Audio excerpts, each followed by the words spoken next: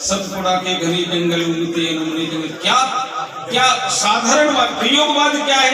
नया प्रयोग करना, कविता में नया प्रयोग करना, नए प्रतिमानों का सम्मिलित करना। पुराने प्रतिमानों को हटाकर नए प्रतिमानों को सम्मिलित किया। बाद में नई कविता आई, नई कविता प्रयोगवाद के ही रास्ते पर चली। तो मैं आप सभी लोगों से यहाँ जो भी कवि सम्मेलन सुनने आए हैं, मैं निवेदन करूंगा कि हमारा और व्यासपीठ का गहरा संबंध है।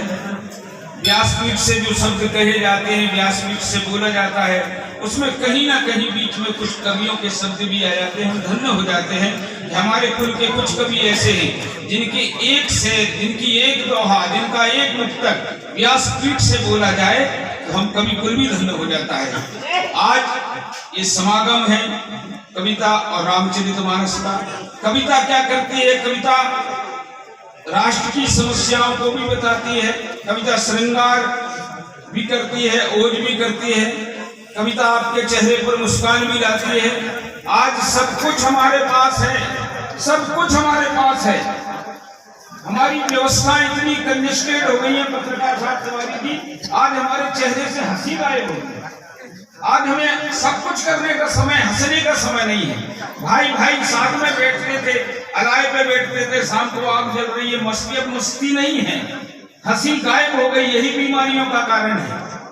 अभी पिछले दिनों नागपुर एक सम्मेलन में जाना हुआ, आयोजक हमें लेने आए, जब तक हम एक हार्ट हॉस्पिटल के सामने बैठे हुए थे।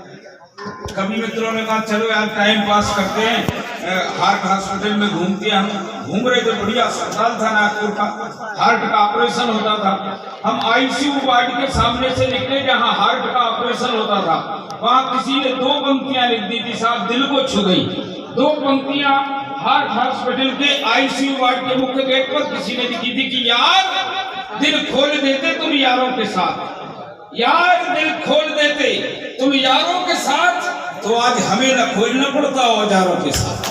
यार यारों के साथ, तो आज हमें न खोलना पड़ता औजारों के साथ। बच्चों ने बहुत बढ़िया सीटी बजाई।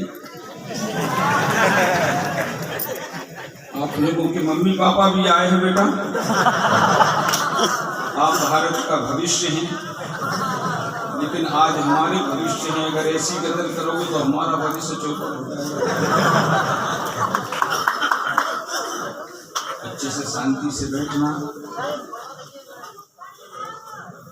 बहुत बढ़िया आप लोग आ चुके हैं, बढ़िया भोजन शादी हो गई है। हमारे मंच पर जो कवि बैठे हैं, बलराम भैया बता रहे थे, सारे देश के बहुत अच्छे कवि हैं।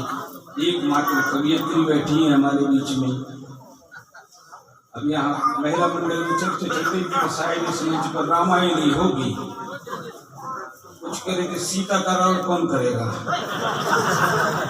एक ही आई है, वही करेगी। बोली फिर सूर्पना खाका। हमारे दिनेश भाई बैठे थे, कहते ये मंदोदरी का नहीं करेगी। नम्रता श्रीवास्तव देश का बड़ा नाम है, भोपाल से चलकर संपूर्ण राष्ट्र के बड़े मंचों पर जिन्हें गीत गजल के लिए बुलाया जाता है, मंच पर उनकी गरिमा में उपस्थिति है। भाई कैप्टन करैया जी बलराम भैया का आवेदन स्वीकार करके हमारे बीच में आइए, उनके सम्मान में जोरदार ताली बजाएं। आपके ही क्षेत्र का एक लाडला कवि, जिसको लेकर हमारी सरकार भी परेशान है, विपक्ष भी परेशान है, काला धन।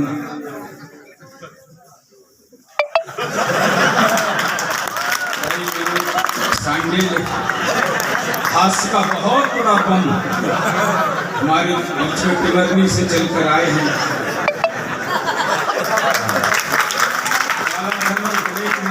साथ में बैठे हुए दिनेश से आगे के अगर मैं 3 बार आया हूँ तो ऐसा हो नहीं सकता बलराम भैया कि दिनेश भाई भी 3 बार ना आए हैं।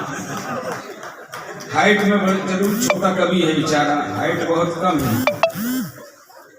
मगर कविता में बहुत बड़ा नाम है। भाई दिनेश यादव, जिनकी रचना पूरे देश में खोल कबड्डी ताल ताल अपना ऐसी नहीं ऐसी कविता है इनकी। भाई दिनेश यादव जी के सम्मान में जोरदार ताली बजाएं।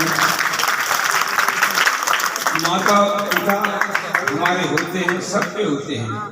उन माता पिता की अंदर की भावनाओं को समझकर कविता के शब्दों में पिरोकर उन माता पिता को सच्चा सम्मान देने वाला एक कवि देवास से चलकर हमारे बीच में है भाई मनोज, कांटापुर से आए हैं।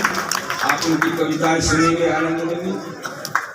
ये सतीश क्या भैया हरीश